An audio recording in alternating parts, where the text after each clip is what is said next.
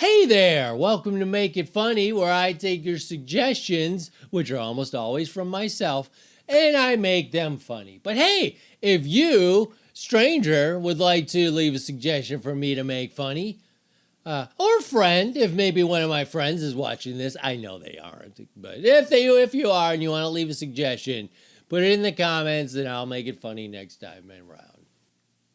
Anyway, today's suggestion comes from, surprise! David Dravanek, whose suggestion is he died doing what he loved. People say this a lot when somebody dies, usually tragically. And I realized people say that, oh, Bob died in a skydiving accident. Well, at least he died doing what he loved. But what it really means is he died doing something stupid. No one ever says that unless you die doing something stupid. It's like a way to justify the fact that we really are upset that you did something stupid, but we don't really want to taint your name, you being dead and all, so we're going to go ahead and pretend like it's a good thing. Yeah, no, Bob, he was a race car driver, and he crashed into a wall, which was, bound to happen, but hey, at least he died doing what he loved. No. He died doing something stupid, so just say it. You know how I know that this is true? Because no one ever uses it in docile situations. You never hear about the guy who died while making his puzzle. No one goes, oh, Grandpa died while making a puzzle, but hey, at least he died doing what he loved. No, you never hear that. You know why? Because making a puzzle isn't stupid, so we don't need to justify it by saying that it was something he loved. Which I gotta say, that would suck.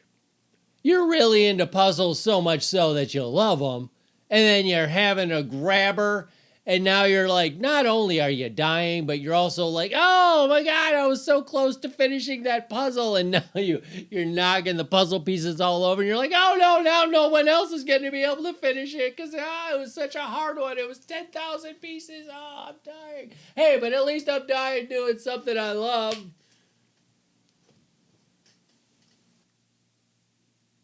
And, if that was true, if somehow you found solace in the fact that it's something you loved,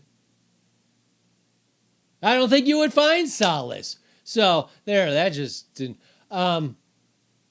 Let's say you really love whatever it is, and you realize, uh-oh, I'm dying.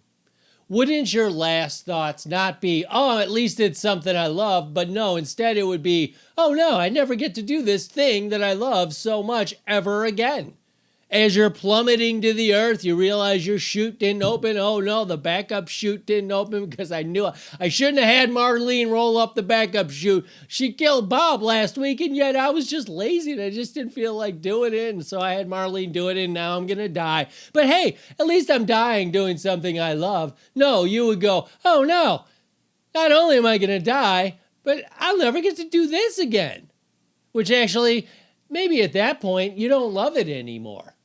That might be the point where you decide you don't love it. As you're falling to the ground, you're like, as you're the cliff climber, is that what they're called, who doesn't use any safety equipment, as you're falling to your death, you're like, you know what? Turns out I don't love this so much.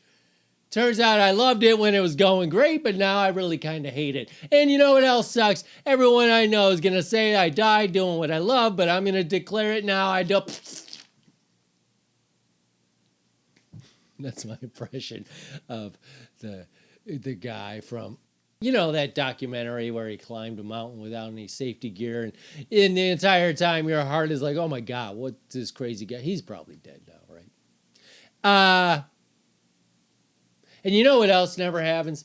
You never hear anyone say that when the thing you love involves other people, right? Grandpa died, but he was playing with his grandkids, so at least he died while doing something. No, you don't hear that because you freaked out another person. Well, Bob died doing what he loved. Yeah, having sex with his mistress. She's traumatized for life, but at least he died doing what he loves. Oh, David. He died doing what he loves, petting his cats. He loved those cats so much, and he died while doing it. And then, a week later, those cats he loved so much ate his face because they were starving. But at least he died doing what he loved.